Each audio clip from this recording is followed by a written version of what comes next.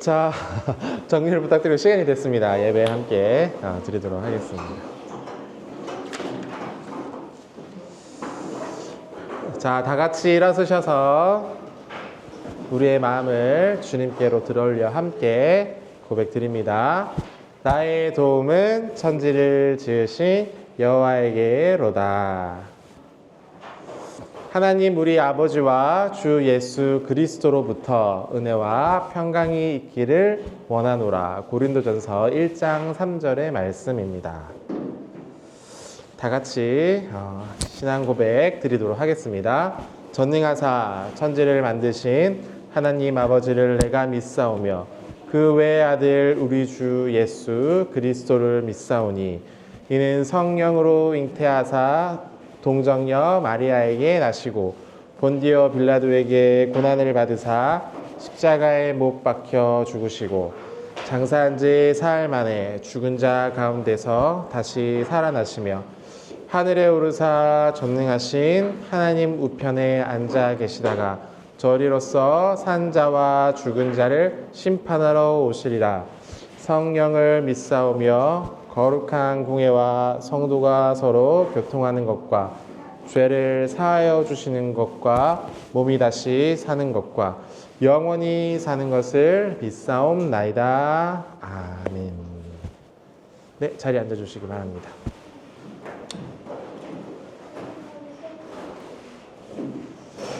구약 성경 한번 또 신약 성경 한번 읽도록 하겠습니다. 여호와께서 이와 같이 말씀하시되 모압의 서너 가지 죄로 말미암아 내가 그 벌을 돌이키지 아니하리니 이는 그가 에돔 왕의 뼈를 불살라 죄를 만들었습니다. 내가 모압에 불을 보내리니 그리 요새 궁궐들을 사르리라.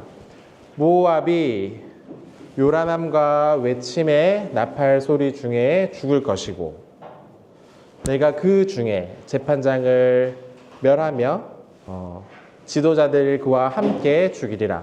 여호와께서 말씀하시니라. 아멘. 다음에 신약 말씀입니다.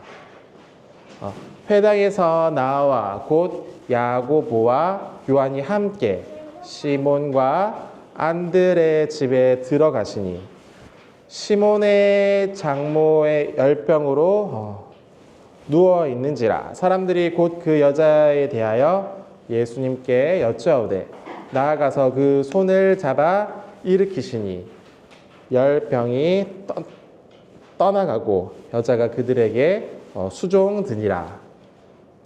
저물어 해 질 때에 모든 병자와 귀신 들린 자를 예수님께 데려오니 온 동네가 그 문 앞에 모였더라. 예수님께서 각종 병든 많은 사람들을 고치시며 많은 귀신을 내쫓으시며 귀신이 자기를 알므로 그 말하는 것을 허락하지 아니하시는지라. 아멘. 함께 찬양 사랑의 주님이 찬양 드리겠습니다.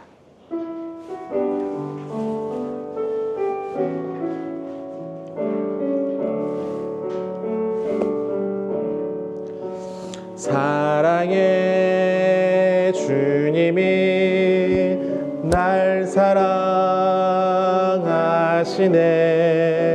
내 모습 이대로 받으셨네. 사랑의 주님이 날 사랑하듯이 나도 너를 사랑하며 섬기리. 서로 이렇게 보면서 찬양 드리면 좋을 것 같아요. 사랑의 주님이 날 사랑하시네. 내 모습 이대로 받으셨네. 사랑의 주님이 날 사랑하듯이 나도 너를 사랑하며 섬기리. 자, 우리의 이제 고백뿐 아니라 진실로 사랑으로 섬기는 여러분들이 되시기를 주님의 이름으로 축복합니다. 대표 기도 드리도록 하겠습니다. 하나님 아버지, 은혜를 감사합니다. 추운 날씨에도 불구하고 하나님을 예배하는 자리로 우리를 인도하여 주심에 참으로 감사드립니다. 쉽지 않은 환경, 또 어려운 상황들을 만날 때마다 하나님의 은혜를 기억하고 구원과 생명 주심에 감사할 수 있는 우리가 되게 하여 주시옵소서. 오늘 이 시간 주님의 이름으로 이 자리에 모였사오니 우리에게 준비된 주님의 귀한 말씀을 들려주시고 이 말씀을 통하여 한 주를 살아갈 수 있는 힘을 얻을 수 있도록 도와주시옵소서. 뿐만 아니라 계속해서 예수님에 대한 사랑, 그리고 나눔, 사귐에 대한 설교를 이어가고 있습니다. 단순히 말씀에 남아있는 말씀이 아니라 우리 마음에 새겨지는 귀한 말씀이 될 수 있도록 하나님께서 우리의 마음밭을 주장하여 주시고 우리의 마음이 진실로 하나님의 말씀을 잘 받고 또 씨앗이 심겨서 자라고 꽃 피우고 열매 맺을 수 있도록 도와주시옵소서. 감사를 드리며 예수님의 이름으로 기도드립니다. 아멘.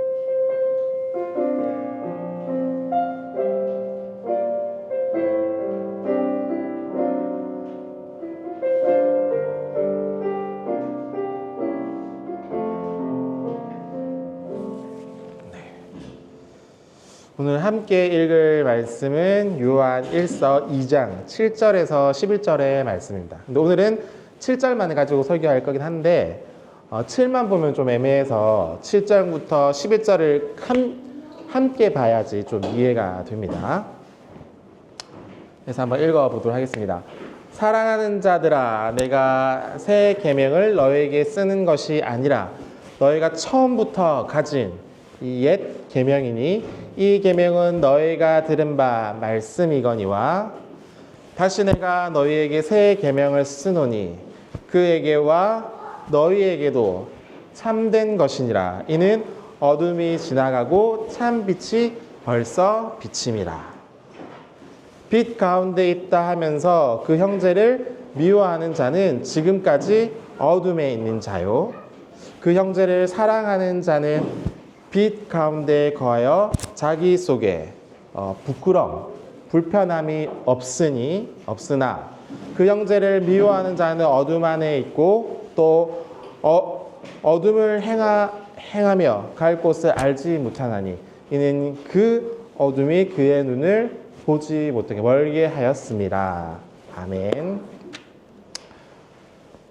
오늘은 요한일서 2장 7절부터 11절의 말씀을 가지고 사랑의 새 계명이라는 주제로 말씀을 나누어 보도록 하겠습니다. 갑자기 사람들 그렇네요. 자, 파편화. 이게 수화가 없어요. 수화가 없는데 뭐 이제 그렇게 해가지고 빵 하는 거죠. 빵 하면 이제 막 이렇게 나잖아요. 그래서 이제 막 이렇게 하면 이제 상처를 받고 이제 죽는 상황도 많이 생깁니다. 이제 파편화, 이제 서로 이렇게 막 이렇게 깨어져 가지고 여러 이제 조각으로 나뉘어지게 되는 상황에 대한 얘기입니다. 자, 이거랑 비슷한 게 뭐냐면 죄입니다. 죄의 가장 큰 특징이 뭐냐면 이렇게 팍 터지는 거예요. 죄의 특징.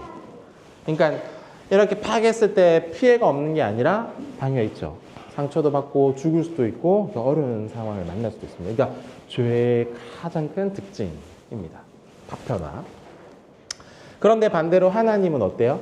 하나님은 진실하시고 선하시고 아름다우시고 이런 것들 여러 것들이 잘 이렇게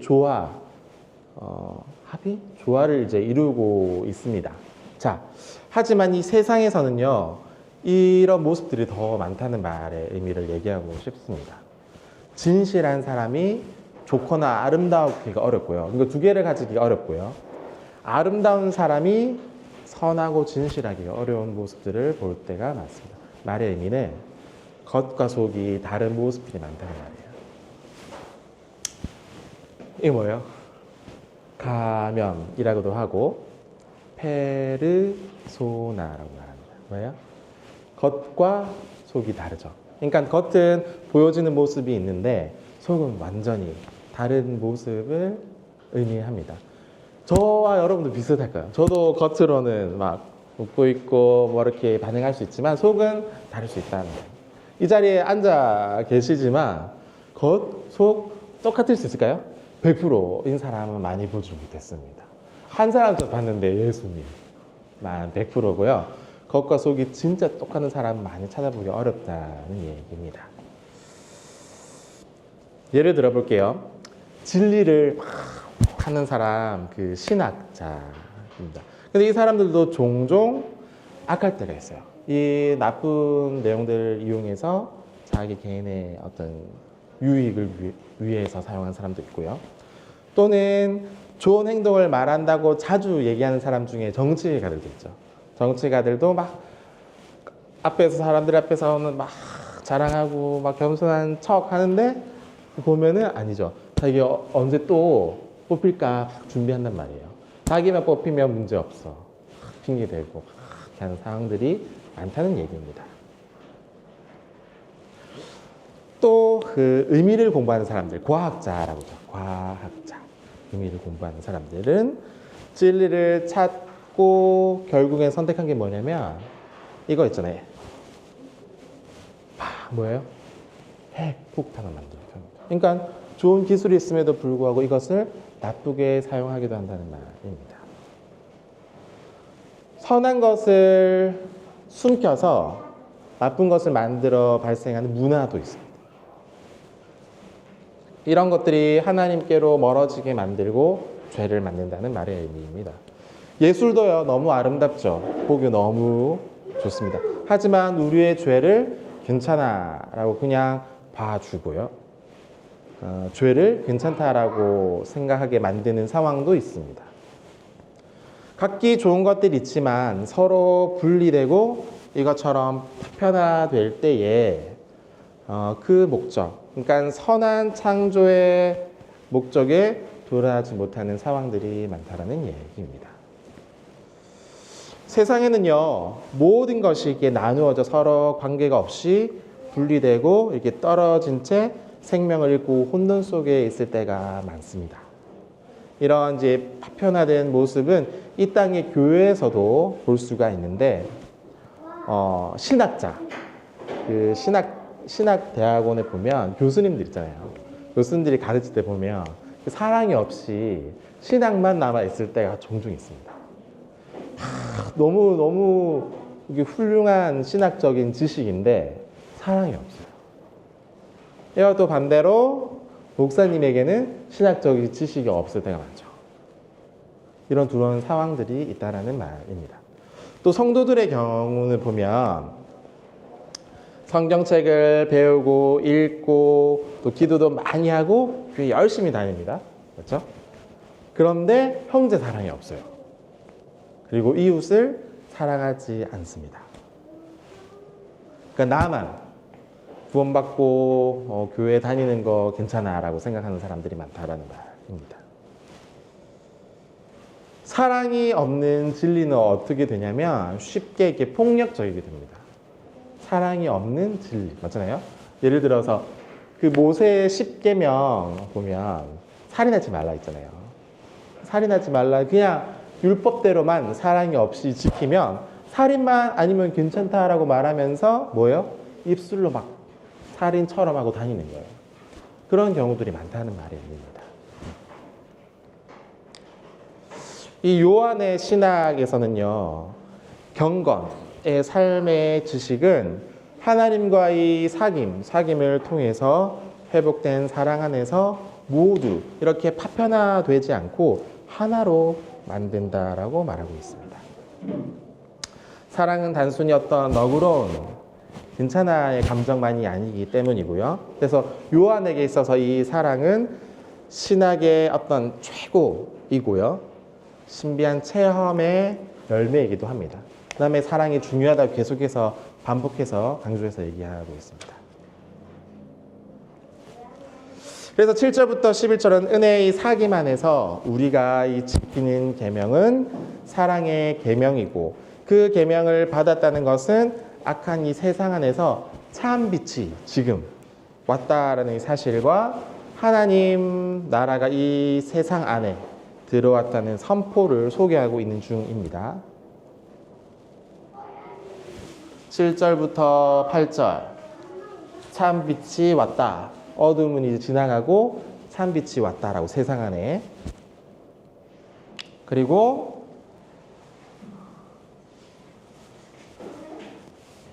빛 가운데 거한다는 말의 의미는 계속해서 보는 것처럼 사귐 안에 있다는 말의 의미입니다. 그래서 미워하면은 안 된다라고 얘기를 하고 있는 거예요. 자, 예를 들어서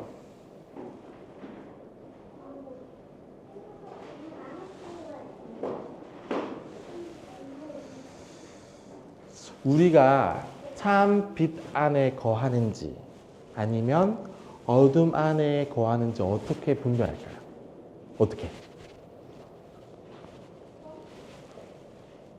어떻게 분별하죠?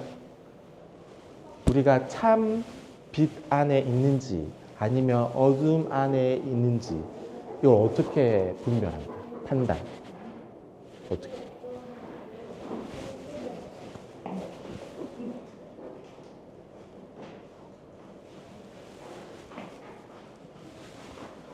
이게 10절에 나옵니다. 10절에. 뭐예요? 답은 뭐예요? 형제를 사랑하는 거예요.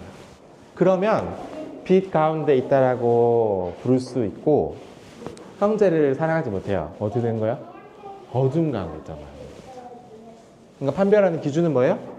형제 사랑. 자, 이제 가보겠습니다. 자, 2장 7절에 보면 우리가 알고 있는 하나님에 대한 지식 모두가 우리의 형제들과 이웃들을 사랑하고 있느냐, 사랑하지 않느냐라는 문제라고 얘기했습니다. 자, 그러면 이 7절에 새 계명 뭐예요? 옛날 계명도 있고 새 계명도 있다는 거예요. 두 개예요. 오늘 이거에 대해서 꼼꼼하게 설명해 보려고 합니다.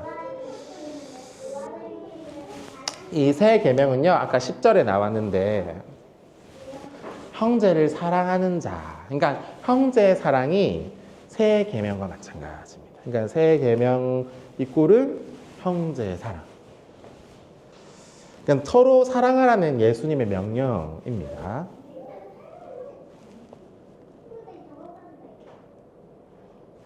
이 새 계명이 옛날의 언약 안에서 주어진 계명처럼 연속성을 가지고 있다고 말합니다. 그러니까 옛 계명과 새 언약이 분리된 게 아니라 연결돼서 함께 쭉 가게 되는데 옛 언약과 새 계명은 조금 차이가 있다라고 얘기하고 있습니다. 마태복음 22장 37절에서 40절에 보면 예수님께서 이르시되 내 마음을 다하고 또 목숨을 다하고 뜻을 다하여 주 너의 하나님을 사랑하셨으니 이는 크고 첫 번째 되는 계명이요 두 번째도 그와 같으니 내 이웃을 내 자신과 같이 사랑하라 하셨으니 이 두 계명은 온 율법과 선지자의 강령이니라 라고 말하고 있습니다. 그러니까 이 옛 계명은 이 율법의 많은 내용들이 있지만 결국 하나님 사랑과 이웃 사랑으로 요약할 수 있다는 말의 의미입니다. 두 개 뭐예요? 첫 번째 하나님 사랑, 두 번째 이웃 사랑, 두 가지로 요약된다는 말입니다. 자, 이 사랑의 율법의 중요한 기초, 핵심은 완성이라고 말하는데 사랑의 완성. 자, 로마서 13장 10절에 보면 사랑은 이웃에게 악을 행하지 아니한다. 때문에 사랑은 율법의 완성이 된다라고 말합니다. 자,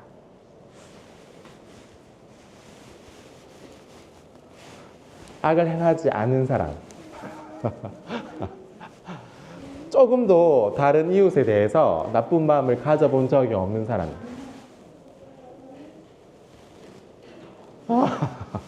이건 정말 어려운 일이에요. 이거 질투 없는 말이잖아요. 이게 가능할까요? 사람 힘으로는 불가능한 겁니다. 그런데 이렇게 하실 수 있는 분이 바로 예수님이라고 얘기를 할 수 있는 거예요. 옛 계명이든지 이 새 계명이든지 이 계명의 내용은 사랑이라는 말입니다. 자, 거저 받은 은혜가 있어요. 예수님으로부터 그냥 받은 은혜, 뭐 조건으로 받은 은혜가 아니라 그냥 우리를 너무나 사랑하셔서 받은 은혜 때문에 우리도 이제는 대신해서 그냥 넣어주는 은혜의 사랑을 할 수 있게 되었단 말입니다. 하나님의 끝이 없으신 사랑을 받은 사람이 여러분들이 역시 같은 방식으로 끝까지 진실하게 형제와 이웃을 사랑하는 것은 마땅하다라고 얘기를 하는 겁니다. 자, 그렇다면 새 언약이 왜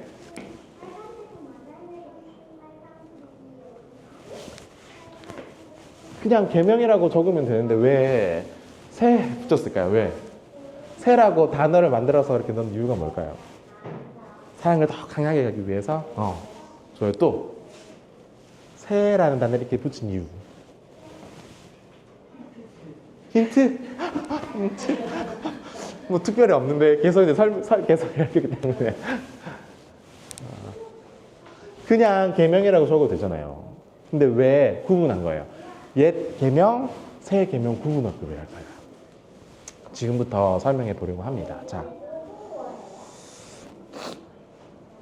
이 둘 다요. 옛 계명도 그렇고 새 계명도 그렇고 두 개 동시에 반복하는 게 뭐예요? 사랑. 그렇죠?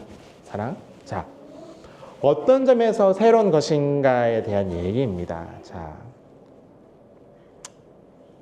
지금 우리가 사는 이 세상은 뭐예요? 구약이에요? 신약이에요?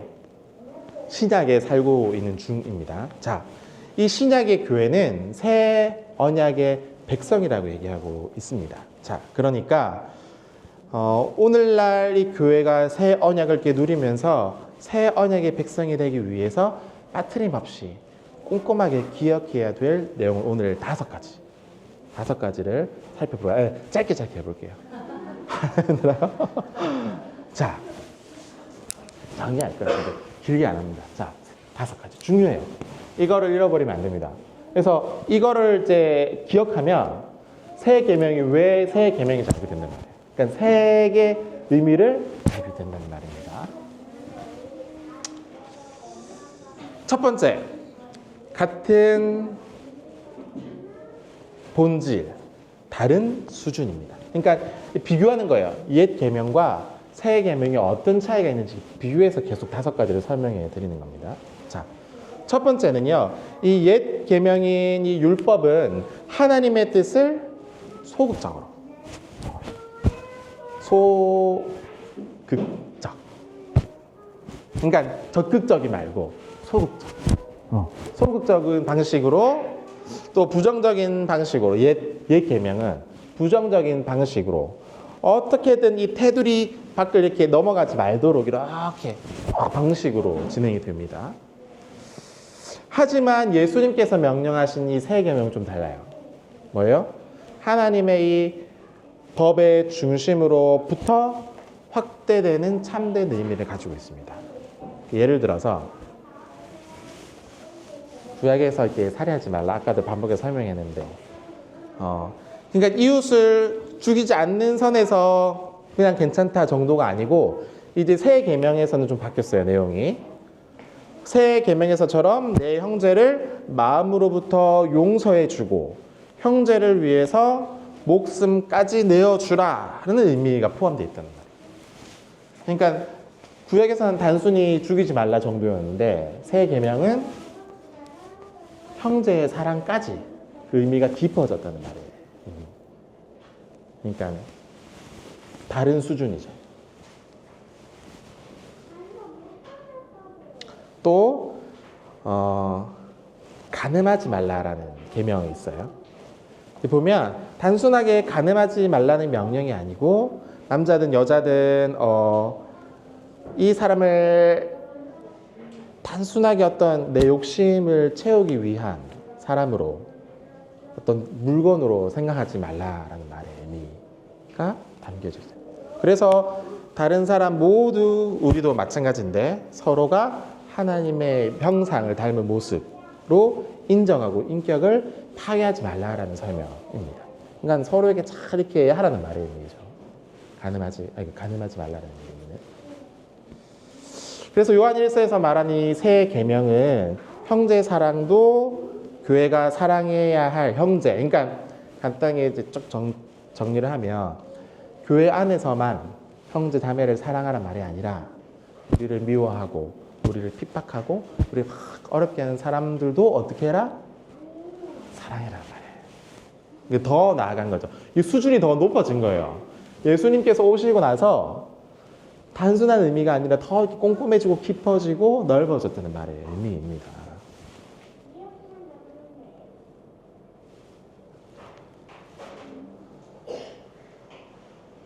자, 두 번째는 더 큰 은혜요, 더 큰 요구라고 말합니다. 자, 새 계명이 이게 옛 계명과 이제 비교되는 것은 새로운 이유가 있다는 말이죠. 새로운 이유는 옛 언약의 율법은 하나님께서 모세를 통해서 전달했지만 이 새 계명은 하나님의 아들이신 예수 그리스도를 통해서 주어지게 됩니다. 그러니까 예수님께서 정하신 거예요. 모세로 받은 게 아니라 예수님께서 직접 정하시고 제자들에게 알려주시죠. 방식이 완전히 달라요. 맞죠? 때문에 이 사도 바울 선생님, 사도 바울 선생님이라고 하고도 바울 선생님이라고 하는데, 자, 이 선생님이 새 언약의 성도는 구약의 율법 아래 갇혀 있지 않고 그 은혜의 통치 아래 있으며 예수님 안에 있다라고 선포를 합니다. 자, 그러니까 사도 바울 선생님은 예수님처럼 사랑해야 된다라고 얘기를 하는 거예요. 그러니까 예수님께서 이 사랑의 기준이 된다라고 말하는 거죠. 예수님의 인격과 또 삶과 십자가에 순종하고 죽으심의 근거를 가지고 새 언약의 내용과 기준이 결정되었다라고 말하는 거예요. 때문에 예수님께서 내가 너희를 사랑한 것 같이 어떻게 해라? 너희도 서로 사랑하라. 기준은 예수님처럼 사랑하는 거예요. 그러니까 내 기준으로 이렇게 적당히 사랑한 것이 아니라 예수님처럼 사랑하라라고 얘기를 하는 겁니다. 쉽지 않은 거죠. 때문에 이 새 언약의 계명은요, 예수 그리스도가 기준이 됩니다. 은혜를 받은 우리에게 이제 요구하는 중세요. 너희도 이와 같이 서로 사랑하라. 서로 사랑하라라고 말씀하신 거죠. 그러면 어떻게, 얼만큼 사랑하라는 걸까요?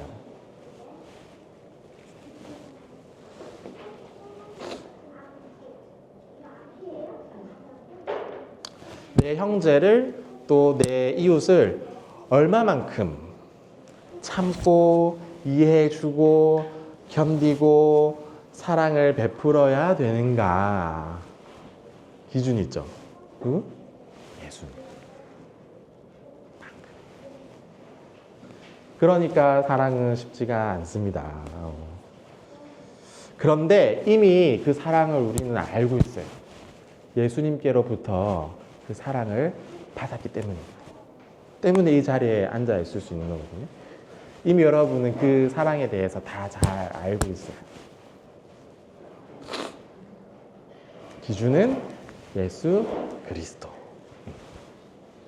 다음 세 번째입니다. 돌판이 아니라 마음이에요. 마음.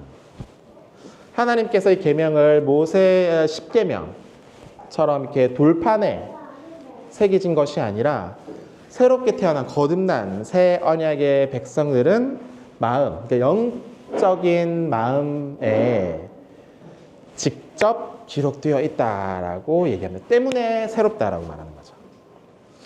하나님의 법은 이게 폐하지지 않고요. 옛 언약의 율법은 거룩하고 좋은 것이죠.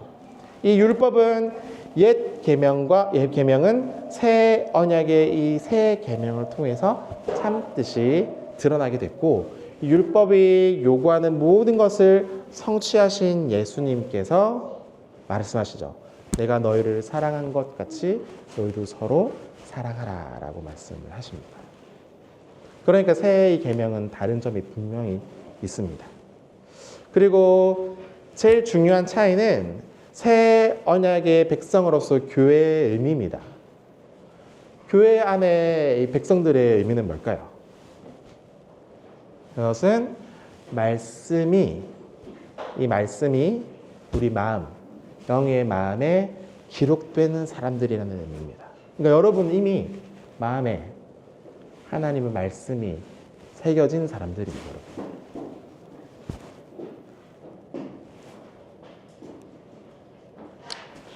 신약에 와가지고 이 야고보서라네. 야고보서.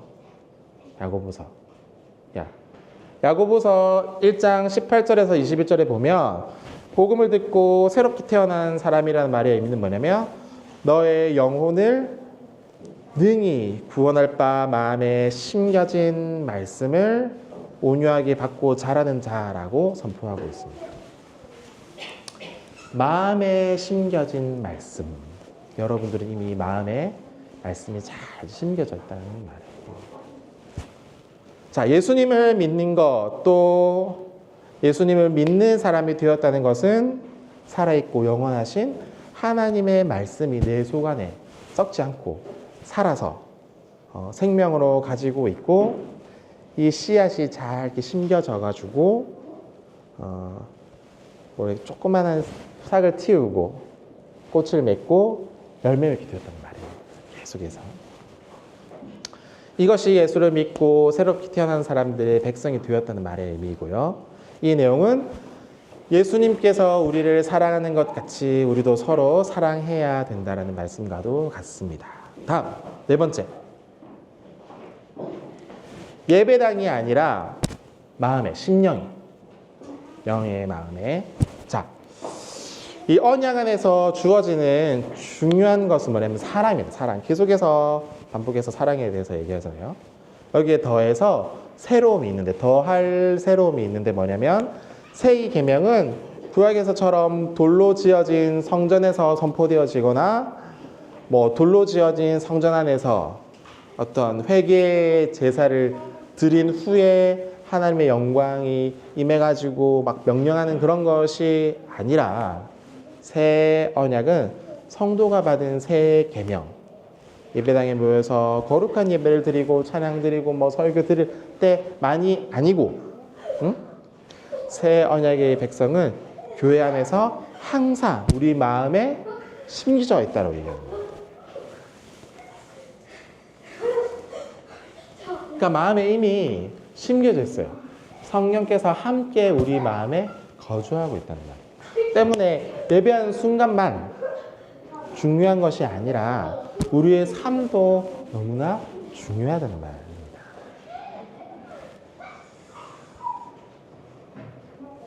보면 새 영을 너희 속에 두고 새 마음을 너희에게 주되 너희의 육신이 굳은 마음을 제거하고 부드러운 마음을 줄 것이며, 또 내 영을 너희 속에 두어 너희로 내 율례를 행하게 하리니 너희가 내 규례를 지켜 행할지라 라고 말합니다.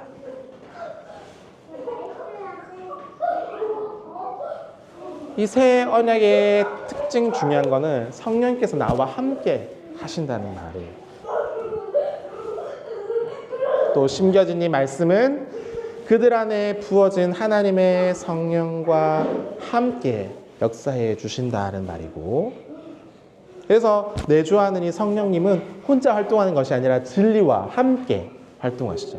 그러니까 우리 속에 성령이 있다는 말의 의미는 진리도 함께 거한다는 말의 의미가 됩니다.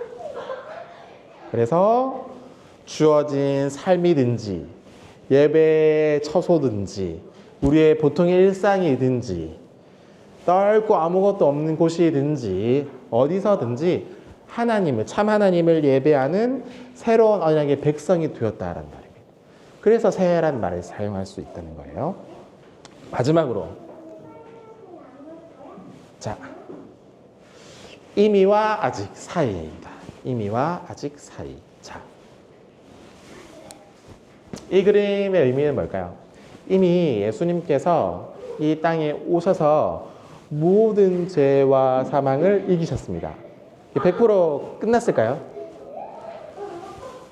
예수님께서 이미 오셨잖아요. 그리고 죽으시고 부활하시고 이제 또 떠나가셨죠. 하늘 나라로. 그럼 전쟁이 끝났을까요? 아직일까요? 물어보고 싶어요. 예수님께서 오셨기 때문에 이 전쟁은 끝이 났을까요? 아직일까요? 예수님 오셨는데 이긴 거 아니에요? 아직? 이긴 거 아직? 끝? 아직? 이미 이겼어요. 그런데 남아있는 거예요. 전쟁 후에 불도 조금 남아있고 이렇게 숨어서 막 도망가지 못하고 숨어있는 사람도 있고 정리가 필요한 상황인 거예요. 이미 전쟁은 이겼습니다. 그런데 남아있는 몇 가지들이 좀 남아있는 거라는 말이에요. 이미와 아직 사이에서. 이거 전쟁의 완성은 어떻게 될까요? 완전히 승리하는 날은 예수님께서 다시 돌아오실 때 완벽하게 100% 승리가 됩니다. 근데 아직 오시지는 않았어요. 전쟁에선 이겼지만 완전하진 않아요. 때문에 이 우리가 사이에서 어떻게 해야 되냐는 얘기입니다. 이 세상은 아직 어둠이 남아있죠. 죄도 남아있습니다. 이 세상에 악한 자 아래 잠깐 제한적으로 놓여있는 중이라는 말이에요. 그래서 악한 자의 거짓, 살인, 유혹들, 우상 숭배, 또 여러 가지. 그러니까 사랑인데 참 사랑이 아닌 거짓 사랑도 많고요. 이런 어둠 아래 붙잡혀 있을 때가 많다라는 말입니다. 세상은 이미 이제 지나가고 있지만 다 지나간 것은 아니고 교회는 단지 우리의 구원만의 문제가 있는 것은 아니라는 의미입니다.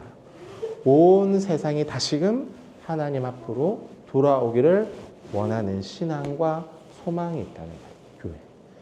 때문에 이 교회가 굉장히 중요해요. 새 언약의 성취로서 하나님과의 사귐은 이미 이 세상에 침투했지만 아직 온전히 이루어지지는 않았고 이미 시작될 일이지만 동시에 아직 온전히 성취되지는 못한 상황에서 예수님이 다시 오심을 적극적으로 바라보는 거예요. 그 속에서 어떻게 해야 되는 거예요? 예수님을 기준으로 사랑해야 된다는 말입니다. 사랑하면 결국엔 승리하게 되어 있어요.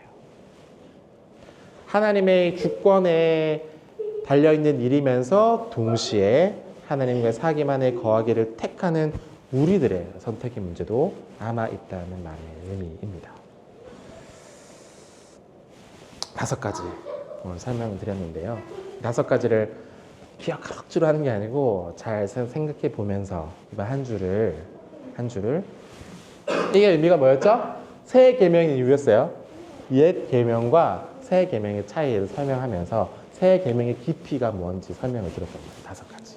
이 5가지를 잘 이렇게 기억하면서 한 주를 살아가셨으면 좋겠습니다. 같이 기도드리겠습니다. 이 주보를 보면서 다 같이 기도 드릴 건데요.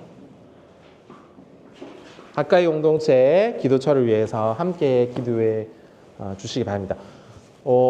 어제 갑자기 아는 목사님 통해가지고 이제 광교라는 곳에 조금 개척한 지 얼마 안 되는 1000명 이상 모이는 교회가 있어요.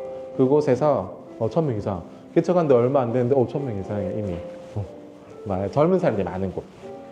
아마 이름 좀 유명하신데 목사님 있는 사람들 중에서는 강은도 목사님이라고 청년 사역 전문을 하시는 목사님이신데 그 교회 선교위원장님 장로님께서 이제 연락이 왔어요. 그래서 교회에 추천을 받았다. 이게 누가 이제 전화하는 것 같아요. 그래서 추천을 받아서 도와주고 싶은데 교회가 어떻게 운영되고 있는지 알려달라. 이렇게 해서 이제 이렇게 작성해가지고 이제 보내드렸거든요. 이제 어떻게 될지는 잘 모르겠어요. 근데 이제 계속해서 보면 우리 집사님도 와주시고 또 성남 농인교회 성도님들도 와주시고 해서 우리 교회가 너무 이제 안정적으로 잘 갈 수 있는 상황입니다. 너무 감사드리고 계속해서 농인들의 전도를 위해서 또 이제 코다들의 전도를 위해서 이 교회가 세워졌으니까 이 원래 본질의 일들을 잘 감당할 수 있는 교회가 되게 해달라고 함께 기도해 주셨으면 좋을 것 같고요. 두 번째로는 계속되는 추위 속에서 따뜻함을 누리지 못하고 살아가는 사람이 너무 많습니다. 이게 막 지하철에서 막 이렇게 누워서 홀로 사는 사람들도 많고 생각보다 농인 중에서 이렇게 경제가 어려워서 사는 게 힘드신 분들도 많이 있거든요.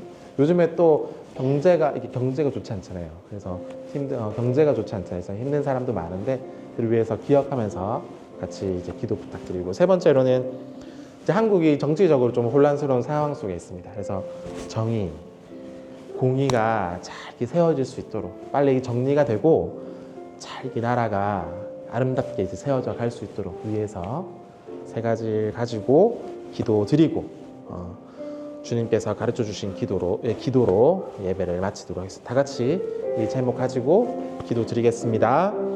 하나님 아버지 은혜를 감사합니다. 오늘 시간 이 순간 말씀을 통해서 우리를 세워주시고 여기 계신 분 감사를 드립니다. 주님 함께하여 주시옵소서. 은혜를 베풀어 주시옵소서. 우리 아까 공동체가 정말 노인과 구다 내 복음을 전하는 이 일에 전심전력할 수 있도록 주께서 역사하여 주시옵소서. 하나님 능력이 그거 부족하지만 그 안에서 도와주시고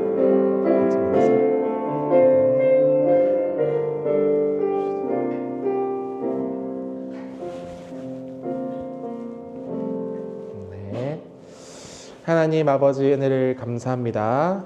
오늘 말씀을 통하여 깨달았던 것들을 잘 마음에 새겨서 우리의 심령이 정말 하나님께서 명령하신 대로 새 계명을 받은 자로서 사랑하는 자로 살아갈 수 있도록 도와주시옵소서.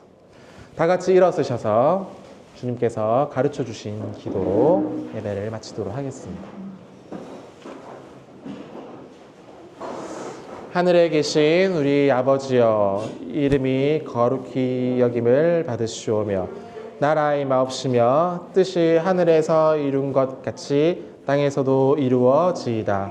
오늘날 우리에게 일용할 양식을 주시옵고 우리가 우리에게 죄 지은 자를 사여 준 것 같이 우리 죄를 사여 주옵시고 우리를 시험에 들게 하지 마옵시고 다만 악에서 구하시옵소서. 나라와 권세와 영광이 아버지께 영원히 있사옵나이다. 아멘. 지금은 우리 주 예수 그리스도의 은혜와 하나님의 영원하신 사랑과 성령님의 내주 교통 충만 역사해 주심이 이 자리에 모인 사랑하는 가까이 공동체의 성도들 머리 위에 이제로부터 영원토록 항상 함께 있을지어다. 아멘.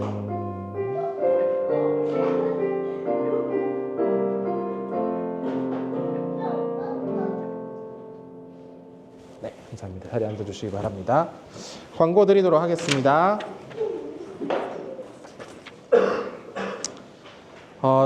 1, 2, 3번은 특별한 거 없고요. 계속해서 1시부터 4시까지 이 곳에서 예배 드리는 중입니다. 매주 빠짐없이 예배 드리니까요. 기억해 주시기 바라고요. 4번이 중요한데요. 4번. 2025년 한국 수어 또 한국 사전 개통이 됐습니다. 그래서 여기 인터넷 주소를 보면 참고하시고 생각보다 되게 잘 만들었어요. 그래서 지금은 1000단어 정도인데 2027년까지 4000단어 준비하는 중이라고 합니다. 그래서 계속해서 관심을 가지고 봐주시면 좋을 것 같고요. 요거 참고해서 수와 여러 가지 도움이 될 것 같습니다. 우리 변호사님 직접 이거 참석 있나요? 없나요? 이거 사전 있으시군요. 그래서 변호사님도 참여하고 있는 중이라고 하니까 이게 보시고 수화 보니까 옛날에는 말 중심에서 바꿔서 한국 수어로 갔는데 지금 이제 바꿔서 한국 이제 수어를 중심으로 이제 바꿔서 말로 하니까 이것이 좀 도움이 될 것 같고 바른 이제 수어 전파에 좀 큰 힘이 될 것 같아요. 아, 누리사전? 사전? 아, 그렇구나. 이게 한국 누리사전이라고 합니다. 이게 사전인데 요것을 돌려가지고 좀 같습니다. 잘 지내낼 수 있도록 위해서 함께 마음을 모아주시면 좋을 것 같고요. 이제 특별한 것은 없고 이제 책상 이렇게 돌려가지고 붙여가지고 나눔하도록 하겠습니다.